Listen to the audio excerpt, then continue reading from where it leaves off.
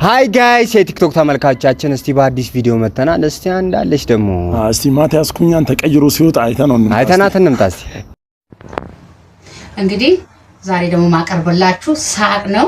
እስቲ አብረን እንስቃለን። ምን አርጉ ነው የሚሉት ማሚዬ? በዚህ እድሜው ማዘር ይቅርታና ማለት ነው በዲስካውንት የተገዛ ሻንጣ ነው የሚሉት። አላት እኮ የሆነ ነገር ሸሚዙን በግሬንደር ነው እንደቆረጠ የማይገናኝ ነገር ምንም ካሁን ፊቶ ይድሮቂቶ ያምራል። አይደብሳል አላቸው ሰው ሁሉን ረይረስ እንደዚህ እንትን ብሎ ታውን ስለ ነጻነት ያወራሉ። ለረዛው ቦሎኛ ፊት ሁለት ፎቶ ደግሞ እንዴ ሶፋ ሳዩኝ ወንዶች ጉዳይ እና ያስታውስ እንዴ ትንሽ ቁምጣ ነው እንጂ የቀረው የማረሚያ ቤት አትሌት መስሏል። ህዝብ አንድ ፊት አይ ማዘርዬ የሆነ ነገር አላቸው ባይፈጠሩ ስፒስታው ፊት